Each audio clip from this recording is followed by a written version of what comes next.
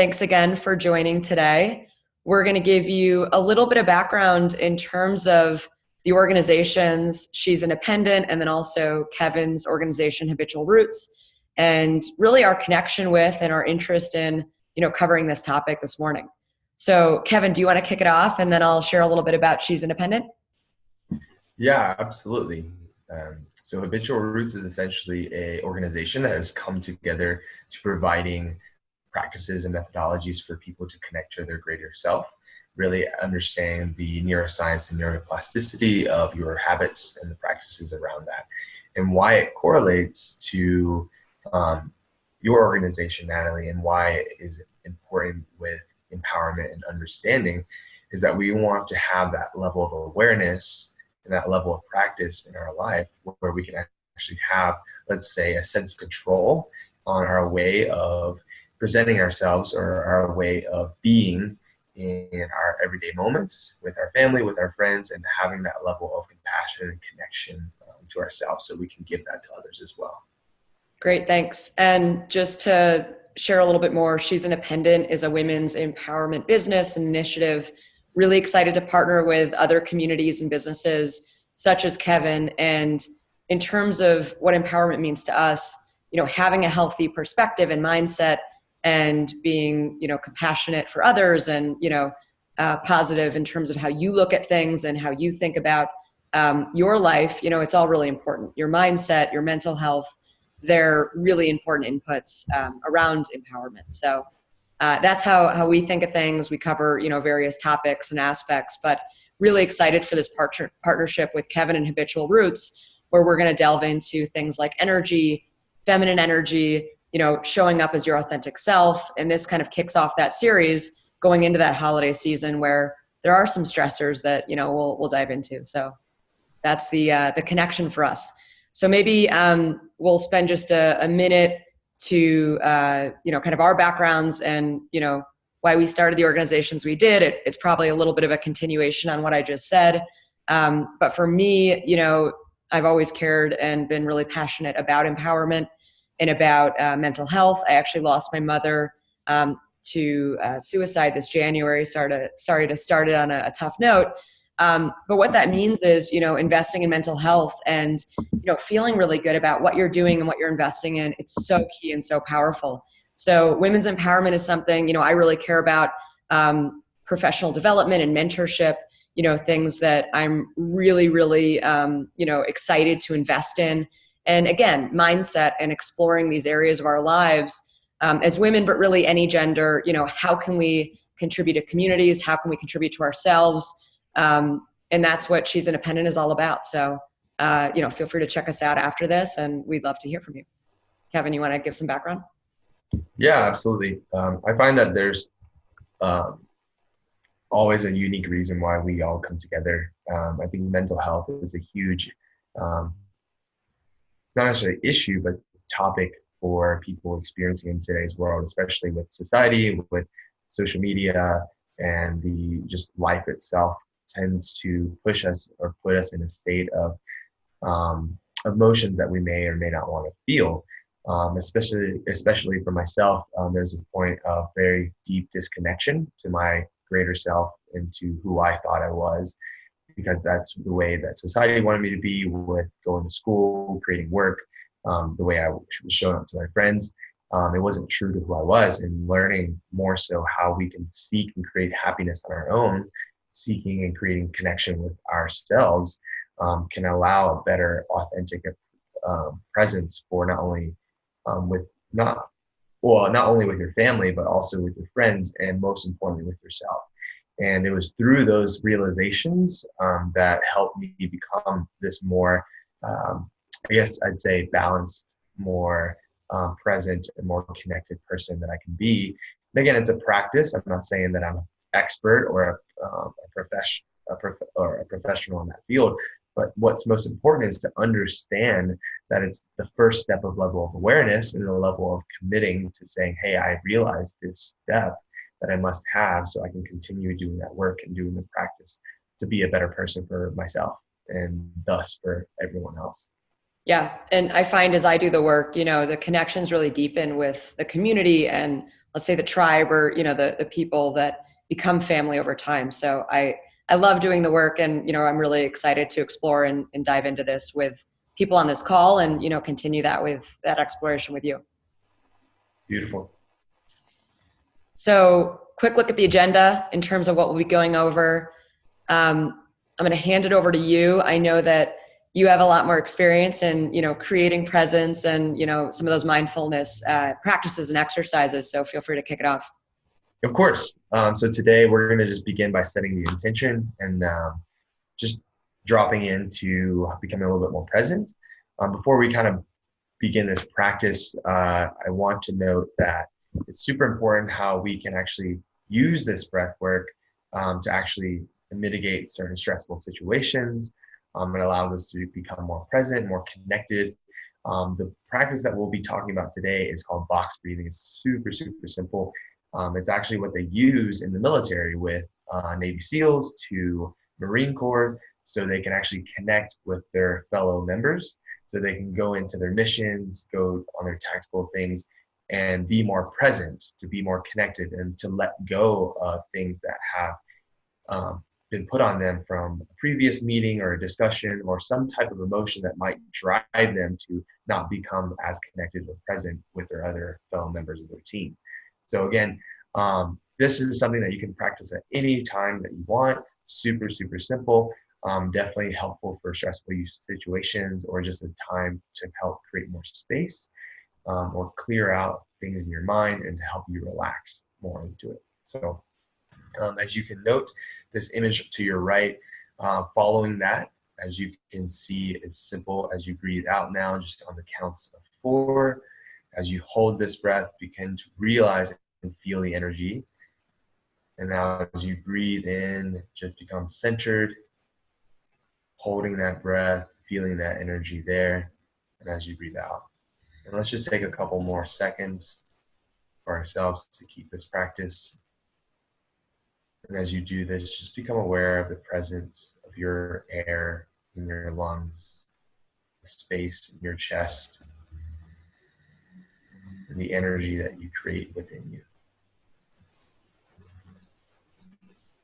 And on this breath in, expand that energy within you, preparing for you to expand it around you.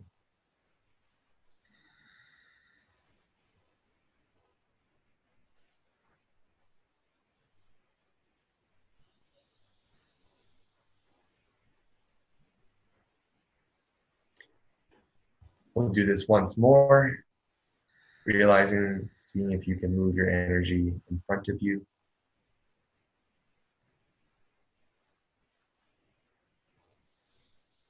And on this next breath out, see if you can move your energy behind you.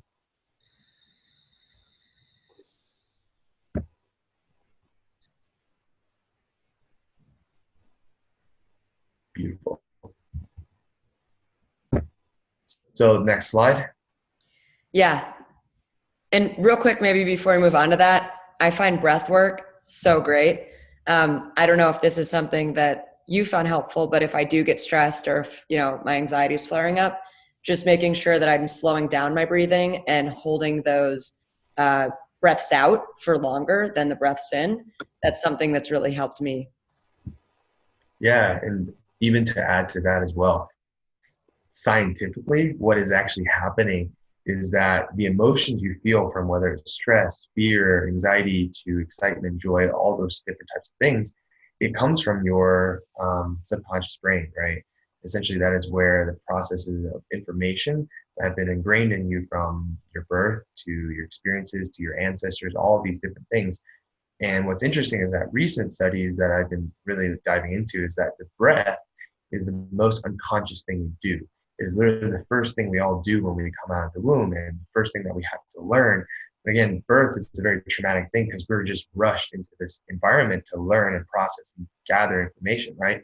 And so as we realize that breathing is very, very unconscious, if we can level out and find that connection and awareness to our own breath, connect our consciousness to that, what happens is then your subconscious is opening a door. You're building a bridge from your conscious mind to your subconscious mind, allowing you to have more awareness, sense of control, and peace and balance with your actual state of being.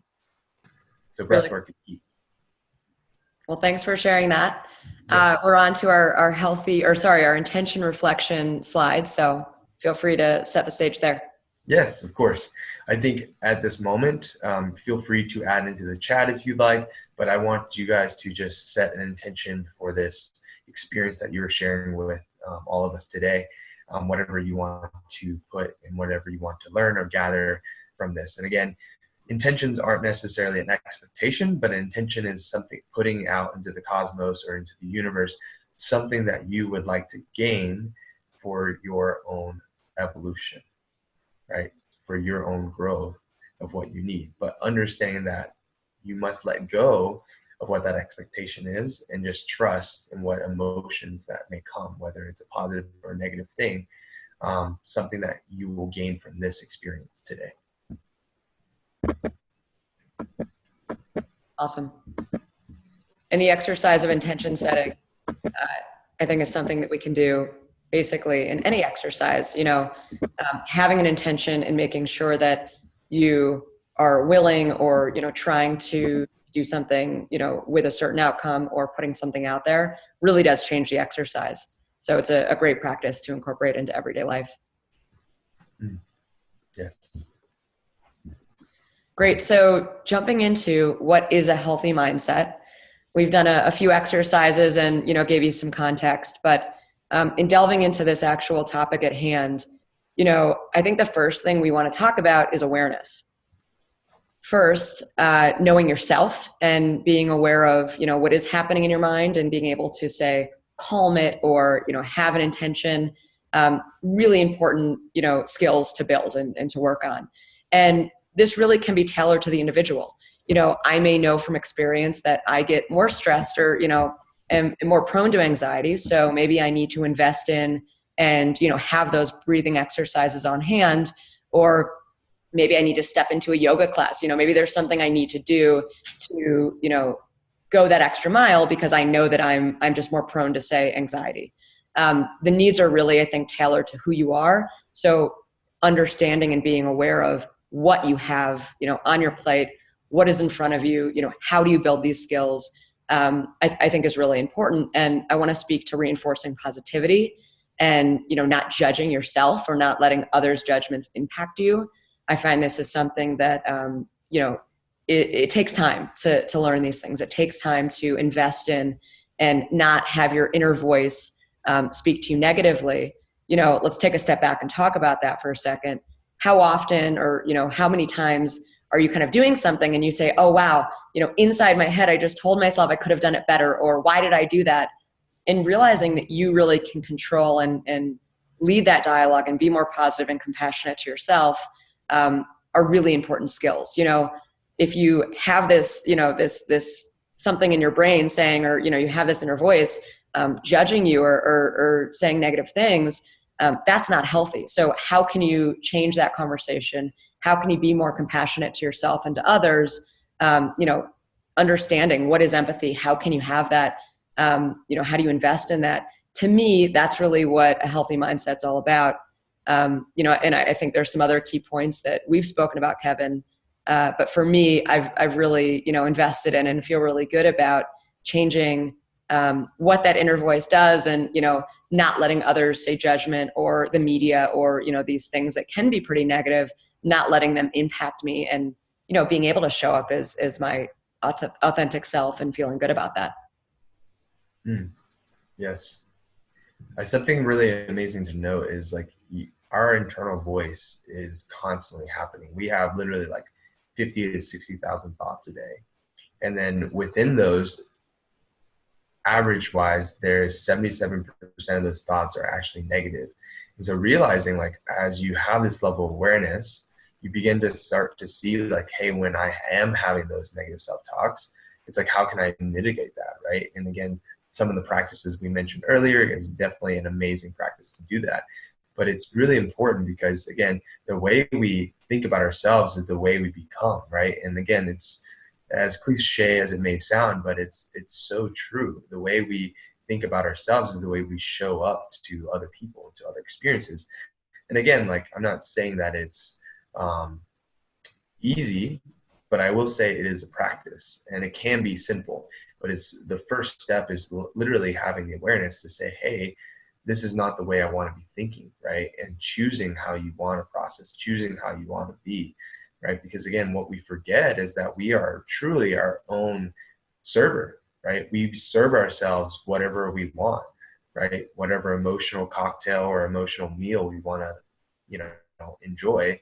It's realizing that we have this level of control, and we always have, right? Something we've kind of forgotten as a society is that things that come into our own mind has been in our control, right? When we feel an emotion right now, what we're doing is we're letting an external thing, whether it's a family member that's triggering us, whether it's an experience that triggers us, whether it's a person or a friend or a moment in general that makes us feel a certain way, whether it's happiness to as much as sadness, to worry, to stress, to joy, and again, we have these huge thresholds in our own system, but realizing that when these chemicals happen, when these emotions come up, it is within us. We feel it here in our heart, in our stomach, in our mind, in our physical body. So realizing that it is you, right? It is us that is creating those things, creating those experiences, creating those emotions. And then when you realize that, which we are doing together right now, is then say, hey, okay, now I take the power back, right? I choose to feel these things. Or it's okay to feel those things, but I recognize how can I move past those if I don't need to stay there. Yeah, I want to bring up an example. I think, or I know that your environment really does impact you. I'm very excited to now live in Colorado, which I wanted to try for years. But I recall living in New York. I was in New York City for over a decade. And, somebody would bump into you or, maybe push you a little bit when you were on the subway. And for years, when I was in this mindset of, go, go, go, and not really understanding or reflecting on being more healthy in terms of my perspective, I remember I would get upset sometimes, or I would get aggressive, and I maybe would push back. And going through and understanding that awareness and investing in, my compassion or empathy towards others, realizing that I could send love if somebody was having a bad day and they were stressed, and not letting that impact me. That was a really big change and transition that I was excited about. And I still find, right, I can get a little agitated or a little aggressive. Let's say I'm driving and somebody does something, but you can also just throw them love and compassion. And I think that's just such a great experience, and it's not going to put you in a negative state if you're able to do that.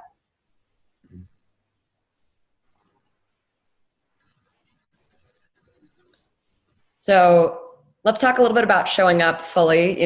That's a term that you often will use with me, and I really appreciate it. And I've come to enjoy the phrasing or the expressions you use. But what is authenticity to you?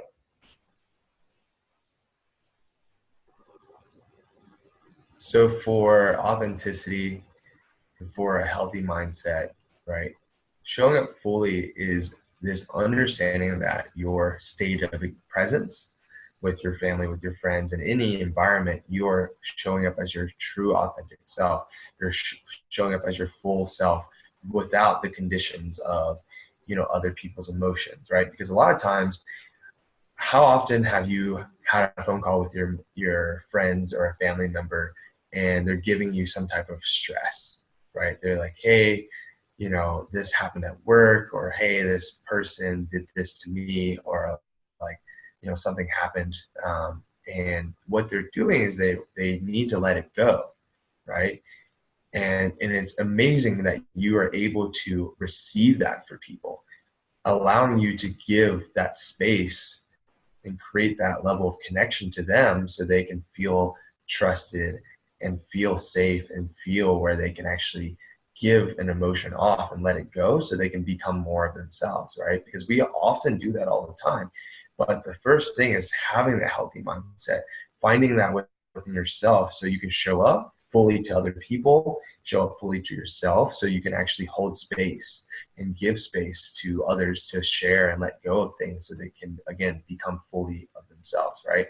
And ways to do that is really truly with this connection to understanding your emotions, understanding and having the awareness of your own presence and the own presence of the environments and the things that are coming into your life, right? Realizing that whenever someone's speaking to you, what place are they speaking from, right? Are they speaking to you from an authentic place? Are they speaking to you from a loving place? Are they just trying to kind of get something from you or give something to you? And really understanding that connection that you're building in that conversation, right? And that's the most vulnerable place, is when you're speaking to someone, when you're sharing with somebody. It's like really being able to express and give and connect fully with people, and not having those types of conversation of, oh, well, what are you going to do this weekend? Or, hey, like, how are the Broncos, or what's the weather going to be like, right? But really engaging them and asking them, hey, like, how is life? Yeah. What is going on with, these parts of your life, and asking people, like, what makes you excited? What makes you live, right? Or, what worries you? What makes you afraid? And really diving into this deeper sense, because when you are able to provide that space for people, what happens is you become more aware and more connected to yourself. You witness the things that are happening in your own world through conversations, through connections, and giving space to other people, right? And through that practice, through that understanding, you can truly understand the authentic side of who you are. Yeah. And I have to say, I genuinely appreciate when I connect with somebody and the conversation goes deeper. And I have to think that these people have invested in understanding really who they are to be able to have that conversation, right? So often it is that more surface level, connection, when you realize in a matter of sometimes minutes, you're talking about really deep matters. Um, it, it really makes an impression. And I think it happens probably more and more based on maybe the spaces that you attract yourself to or that you find yourself in when you become more authentic, because I don't know, maybe you attract what you're putting out there, or you're seeking, that connection. But for me, I think it used to happen more rarely, and now I find that it happens more often. I also think that, Colorado is a pretty interesting place in terms of consciousness and spirituality, and those factors in the community here really impact the level of depth when it comes to human connection.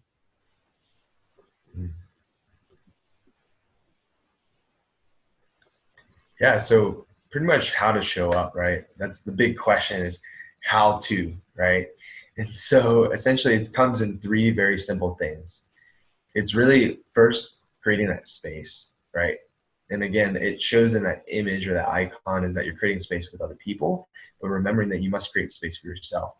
And what that means is like taking care of your own mental health, your own energetic state, right? Your own emotional state, right? Because if you're constantly giving, and if you see yourself like a knife, right? If you're constantly cutting away at life and you don't take time to resharpen or recharge in whatever ways that may look, then you'll dull out. And so taking time to create that space so you can give more space and be more space with others and with yourself.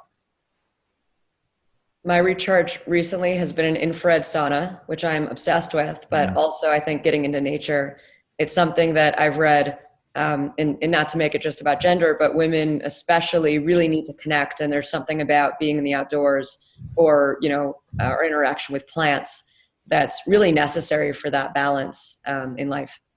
Yeah, it's funny that you say plants, because actually on the tea that I'm sipping on, I'm going to read it to you guys.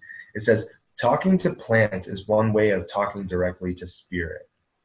And so I just thought that was a little funny alignment there, but it is important, in figuring out your own morning practice, your own daily practices.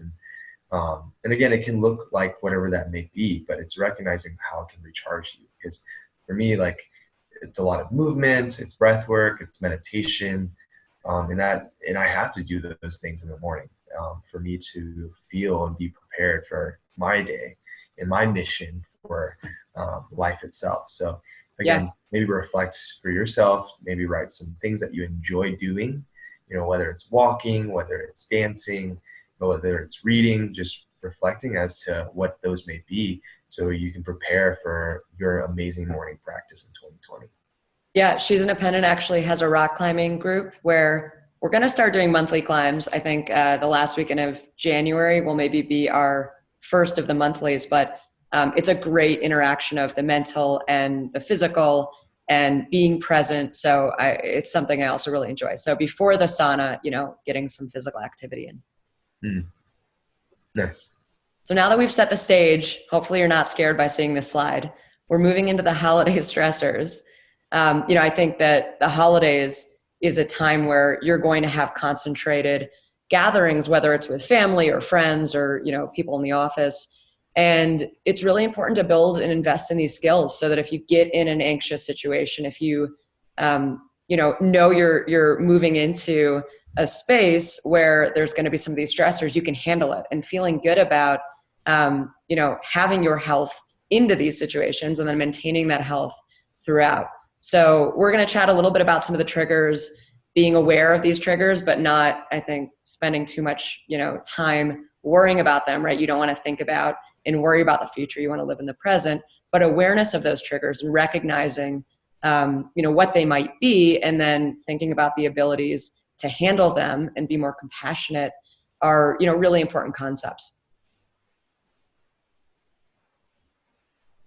Yeah, and so one of the most common holiday stresses can sometimes be the closest ones to us, right? The ones that we love the most. And it makes sense, right? Because again, most of our emotions and most of our triggers came from our youth. And so when we were around at that time, most of the people that were present was our family members, right? And so something that we want to talk about today is the 5 family dynamics that you may come across during the holidays, or even like in normal day when you see them, right? Whether it's like outside the holidays as well, but realizing that these actually can surpass the holidays and family potentially. But the first piece is outdated roles, right? A lot of times what we don't recognize or remember sometimes is that people have a different perception about you. Every person does. And it's recognizing how we can become more in alignment constantly with every person we meet so they recognize and see us as a similar state, right? Or a similar role in this world. But essentially over time, whenever say you move away and then you go back to visit, you are actually rubbing up against your younger versions of yourself, right? You're connecting with old friends, family members, and they may have not seen you for a while, so they actually only have one preconceived notion about who you may be, right? And so it may draw you into your old patterns, your old habits, and your old emotions that aren't true to you at that in this present moment, because you've evolved and grown and become more of those greater versions of yourself, right? And so recognizing that those outdated roles with other people don't define who you have to be. It's learning to understand that connection to who you truly are, to say, hey, like this is now who I am, and showing up fully as that, right? That's an amazing piece leading into unsaid truths. So again, maybe a lot of our parents and our family, we haven't expressed certain things about how we feel. Recognizing that it's okay to have certain things that don't need to be said, but it's acting from that place and understanding why you haven't said them, right? Perhaps like we or they have yet to make major disclosures about who they've become or who we've become or what they see about us, right? It's simply communicating, deep listening, deep connection, and just stating the fact of this is where I'm at, and this is, I see you for who you are, and just really coming to that compassionate place with your family members and just saying, hey, like, I understand that this has happened, but this is, maybe making peace or maybe forgiving and really connecting from that place, because again, the past is for reference and not truly where we're at today. Great point. I don't even think we need to talk about charged topics after the last election, and most families won't talk politics today, but I think having a skill set to be able to change the topic or just, not engage is a big one.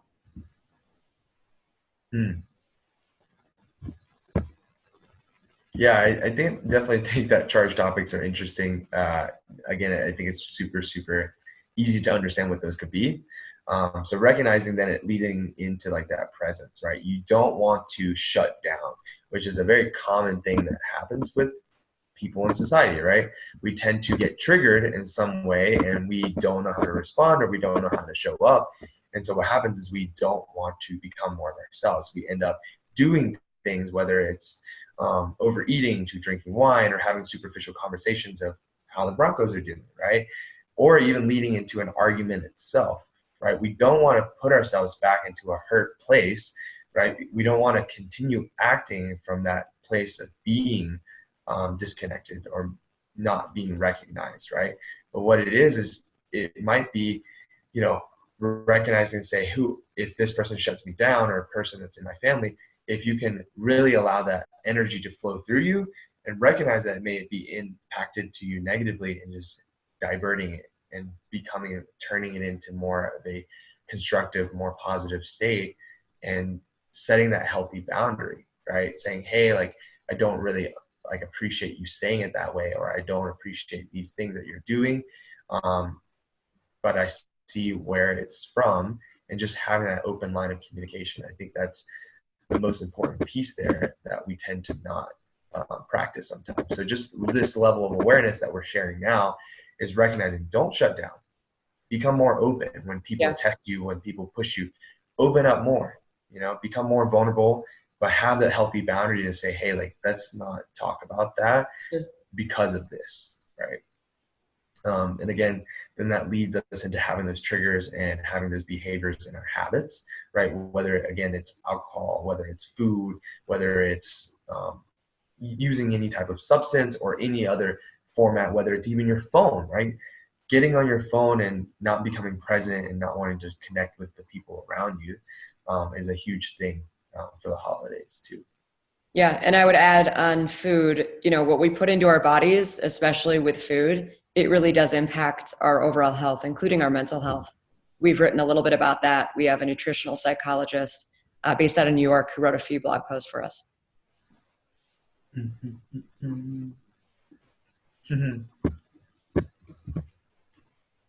Yeah. Great. So we talked about some triggers. I think those were really great points you made.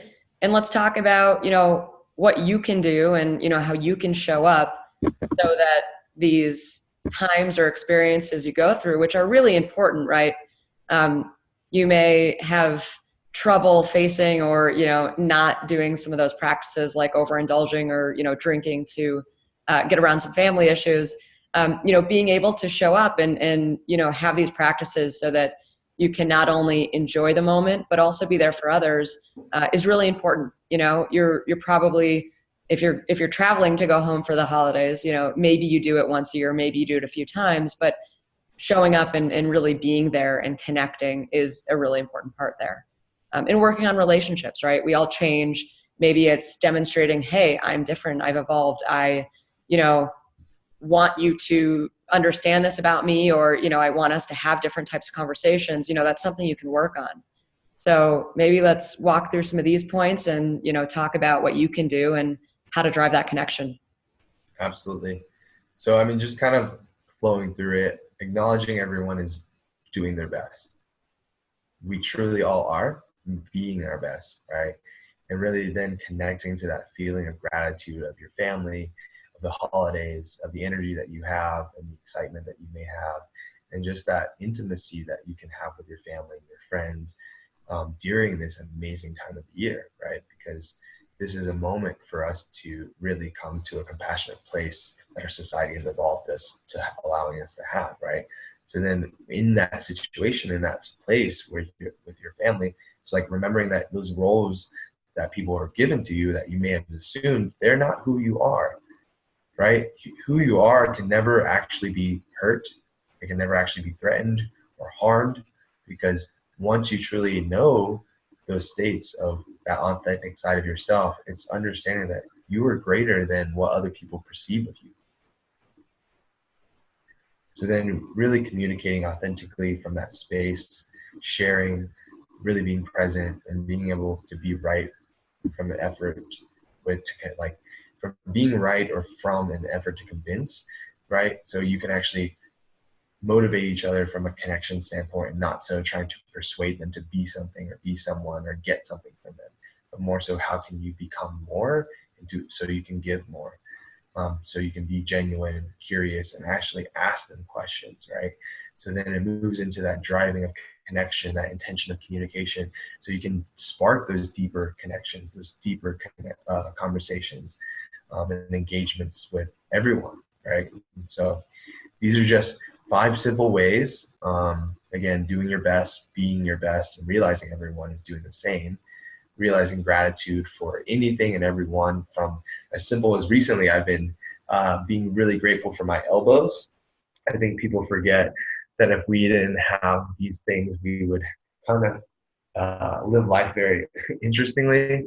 So yeah, I've been super grateful for my elbows, my knees, and so simple things. It doesn't have to be something great or large, but just realizing that there's so much out there to be happy and excited for, so you can be that authentic version of yourself, so you can communicate with intention, authenticity, realization of others, compassion, and just driving that true connection with yourself for others.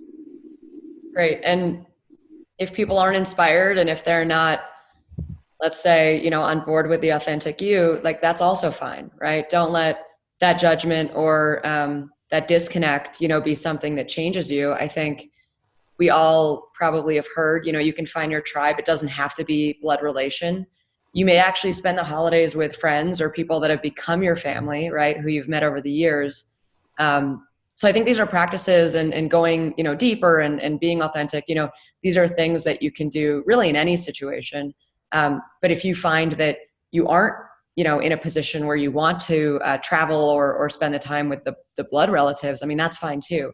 And I just want to make that point because the holidays really are time to recharge and connect with, people, or let's say my rescue dog who keeps popping into the screen. It's your choice, what you want to do there. So we've spoken a little bit about presence, or I should say a good amount about presence. And, we're spending time on this because it's really, really important.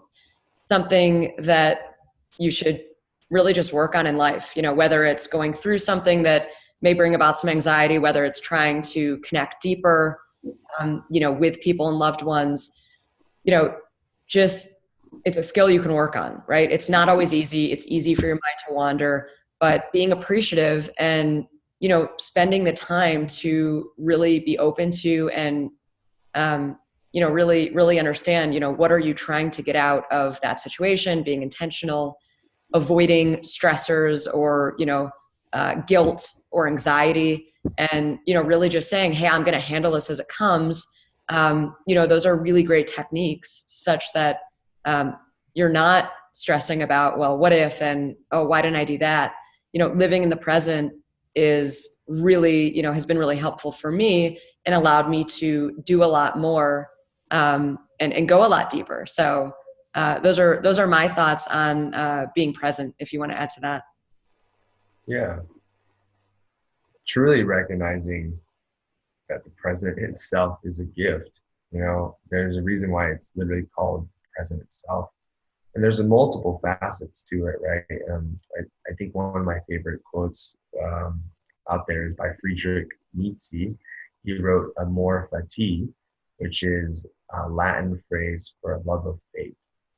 And it's understanding that in any situation that you take yourself to, how can you become more trusting? How can you be more connected? How can you be more from a place of love in those environments? Because knowing that things that you take yourself to is necessary for you, right? Maybe it's not what we expected, again, letting go of expectations, but maybe it's things that you may not have desired from a conscious standpoint, but your subconscious needed that.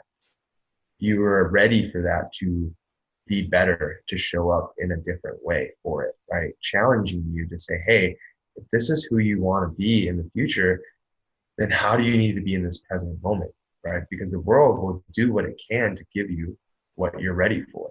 And so recognizing your presence with your family, right? Again, I I know there's this quote, I can't remember who said it. I will find it and share it after this, but it said that you think you're enlightened until you spend a week with your family, right? And it's somewhat amazing philosopher. So something to reflect on that is saying that, again, most of our subconscious triggers, most of our emotions are from our family and from our ancestors and from their ancestors, right?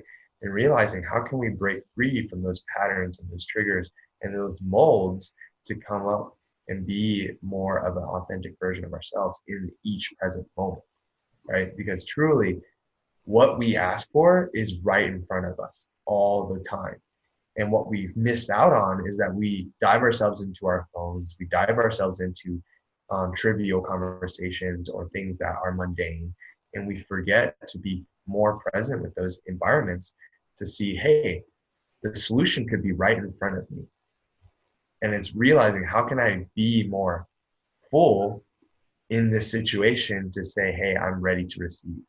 I'm ready to see what it is that I'm intended for. Because again, it's okay to get those things that worry you. It's okay to have those things that stress you out. But it's learning to have that awareness to feel those and let it go. Let them pass and understand what it is that is truly your greater authentic path that you're on, right? And again, it's a practice. It's simple, but it's a practice. And I mean, it's things that I deal with in my own life, you know? And so, um, being very transparent with you guys, food is a very interesting thing in my life. Um, when there was a time where I was very emotionally and physically disconnected to what I was over 240 pounds, seeking very externally, seeking a lot of validation and happiness through substance abuse. And it took me time to realize that, of course, and it took me time to reconnect with myself to understand food itself. You know, I did a lot of work, did a lot of challenges to put my body through states that I needed to break those molds because um, from a authentic place of where my family is from, love is given to family members and friends through food, right? We share meals, and especially during the holidays, we share connection over a meal, right? And so I learned at a very early age that a way to give and receive love was through that. And I realized that it's not true, right? And so recreating that relationship to that is something that you can become more present in as you witness those things that may come up for you during the holidays. And that's what 2020 is going to be the theme for, is witnessing as you wrap up 2019, what those areas that you can sit with, that you can shine light on and really connect with yourself on to become more of who you really are. Thank you for sharing that. Yeah. Of course. And just to wrap it up today, something that we've been theming out today is just becoming more loving, to send more peace and forgiveness with people. So today, Natalie and I ask you to just have a moment here. We'll all do it, but to send some love, maybe send some love to a family member, a friend, someone that you may have been hurt by, that has done you wrong. Just take a moment here and just send them love, making peace and forgiveness. Again, as you breathe, just begin to recognize how you can expand your energy to those people in front of you.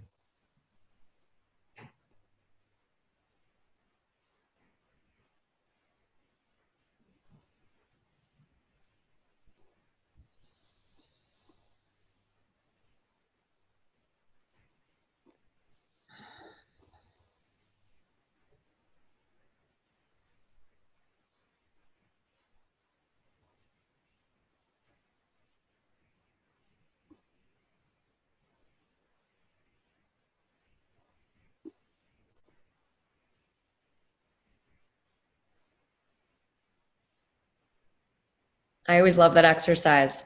Sorry to interrupt. I see you still focusing, but that's something I've found really interesting, and I think it's a great one to do. You know, just by sending and feeling that compassion for someone else, it really does seem to impact the dynamic and the intention when you connect with that person. Yes. Great. So that wraps it up. Thank you so much all for joining. We would love to open it up. If you have questions or thoughts, you do have that chat available. It looks like we had a comment earlier from Sohari, I hope I'm pronouncing that correctly, around stress of Christmas or holiday shopping. So I love that you said you instead will rent a big Airbnb and invite family. You know, experience over gifts consumption is something that I am a big fan of. So thank you for sharing. That's a wonderful idea. And I'm still a little light on my my actual gifts, so I need to figure out some cool experiences when I'm home. Don't tell my family members that. Anybody want to share any more questions or thoughts from today's conversation?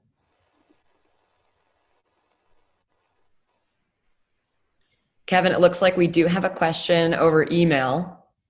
Oh, yeah. So the question is, can I leverage these practices in the office? Where would I be able to best center myself if I'm stressed in a professional setting? Yeah, an office environment is interesting too, because if you realize that's your professional family, right? You see them majority of your time compared to some other people you may see that are your actual family and friends. But again, in those environments, recognizing everything we talked about today, right? There are triggers in those spaces too, right? So being able to find a location, whether it's taking time to go for a walk or even just booking an office or even at your desk, right? If you have a moment to yourself, you know, you even put your headphones in, finding your center and doing that practice, right? Because it doesn't take an entire monastery. It doesn't take a, quiet room. What it takes is for you to connect with yourself, right? Because the thing is, we live in a place of chaos. We do. And it's learning how can we be that peace and that balance in that place of chaos, right? Because a lot of times what happens is we'll find center in a meditation room or in a quiet place. And when it gets to an office environment, when it gets to a loud, energetic environment, we forget how to find our balance. So recognizing doing the practice in places like your office is important, and it's amazing. I had spoken to a group of women engineers at Michigan where I went to school. And this question reminds me a little bit of one of them sharing that she will sometimes have angry tears in the office setting. And, how does she handle that? And my advice had been, listen, feel free to move yourself, walk around the block, do some breathing. You can head into the bathroom with your earphones. You can do a meditation exercise, but don't try to hold it in. I think that if you're just trying to be strong and not feel all the things and not understand, hey, feminine energy is fine, and not being masculine in the situation is fine, you're going to grow more and you're going to learn more about yourself, and it's not going to get you later.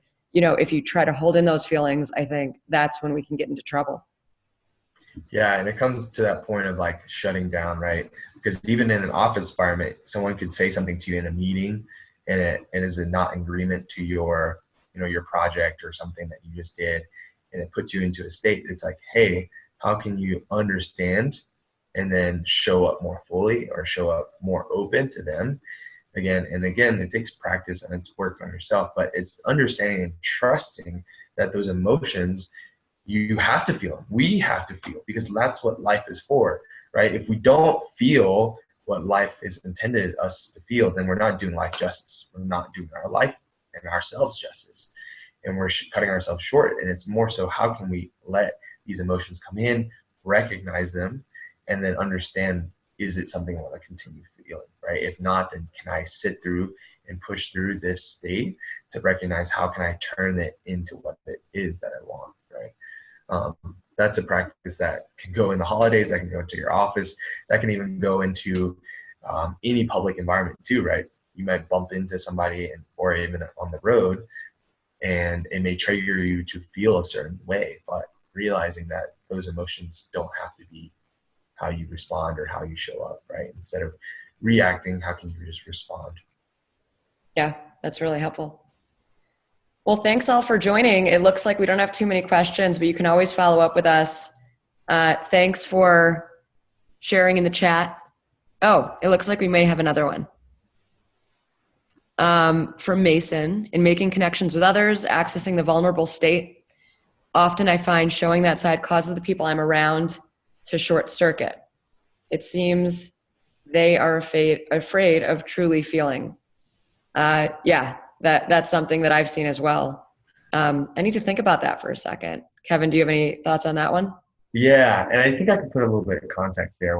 And again, please feel free to correct in the chat too. But in my mind, when you say short circuit, I imagine what is happening is that you are speaking in a level where they feel no relation to, right? It causes their ego to throw up a red flag and say, hey, that's not for me. That's not the way I speak or I understand, right? And it puts them into the state of shutting down, of putting their guard up, right? And it moves them into that state, but it's saying, hey, in your perspective, it's continuing being you, right? Continuing that vulnerability, accessing your full authentic states and showing up fully for that. So then realizing that those people that you come across, whether it's family, friends, or just strangers that you meet, it's knowing that whether regardless of who they are, if I know who I am, then they will receive what it is that is necessary. If they're going to short circuit, let them short circuit, shock their system, and let them experience and feel at an energetic standpoint who you really are, right? Words are trivial, but it's letting them feel what you're trying to, show them or share with them, right? Because again, it's planting the seed in some way. Maybe eventually they'll be shocking other people's circuits, and shorting them out. So And I I might add to that, I don't think it's necessarily them saying I need to protect my emotions. I also find that people just have different levels of, I don't know, spiritual awakening or, consciousness, where if people don't understand or they haven't yet made these connections within themselves, they may not know how to interact. right.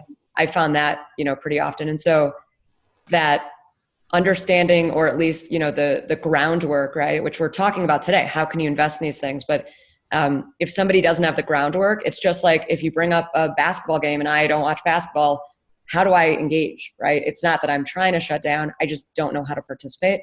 And maybe I can at a very shallow level, but it's just not maybe something that interests me, and maybe it's not something I'm going to invest in. But I do agree with Kevin. I think there's nothing wrong with, talking about these things and, getting other people to, whether they're engaged or not, you're putting these really interesting ideas and concepts out there, and you should always feel like you can show up and be yourself and, ask things. If you're not connecting with these people, and, connection is really important in life, maybe you need some additional friends or, loved ones in your life where you can connect at a deeper level. I love that metaphor too, like with the sporting events with basketball. I think it makes absolute sense, because what happens is a lot of times we do try to connect and relate to people, right? When people ask, say like, oh, how is like, well, people tend to like bring up those trivial conversations of like weather, because it's something we all are literally experiencing, right? And it's literally our mind and our body just wanting to connect. All we want is that deeper connection and those deeper conversations. But sometimes people, wherever they're at, you have to come to where they're at. It's okay, and it's not making someone come up to where you're at, right? Say you're this super connected, amazing being, and it's recognizing how can you be more compassionate and come to where they're at, right? Not forcing them to be where you're at, making them do things or say things or be things that they don't feel true to themselves, right? So sometimes it's okay finding that balance, but remembering your authentic side so you don't lose sight of that and move into those outdated roles, but remembering that it's okay to come to where they're at and speak on their, like, not necessarily speak on their level, but really having that level playing ground to say, hey, like, I see you for who you are. Awesome. And I think when we connect and find people that are on a similar level, the depth and the connection can be that much stronger. So it's worth noting. Thanks for the question. Great one. To answer Ash, this is all recorded and we will circulate it to everybody who signed up. And happy to, have more conversation. As I said, we're kicking off a series, Kevin and I, where we're going to delve into energy work and more on authenticity. So really looking forward to that. Be on the lookout. We have some interesting events, blog posts, coming up in the new year. And it's been great to connect today and, share some of these concepts, which may be a little out there, but hopefully, are relevant and, things that you're excited about and want to dive into deeper. So these are our emails. We'll send some updates if you did opt in for the email list. But yeah, Kevin, feel free to chime in. Yeah, please do explore She's Independent if you haven't already. Amazing, amazing stuff and amazing events and community that she has created. Natalie, you're doing amazing things. And so I'm super grateful for that.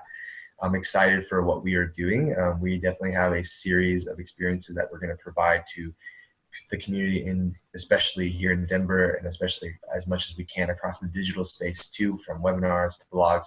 But just note, just keep an eye out that there may be an opportunity for us all to connect physically and presently together in the near future. So yes, follow us and see the amazing things that we are doing, and continue to be the most amazing person of who you are as well. Awesome. Well, it's been great getting to know you, Kevin. Thanks again for joining. If you enjoyed today, please share it with friends. We'd love to spread the mission and spread the conversation. Thanks all.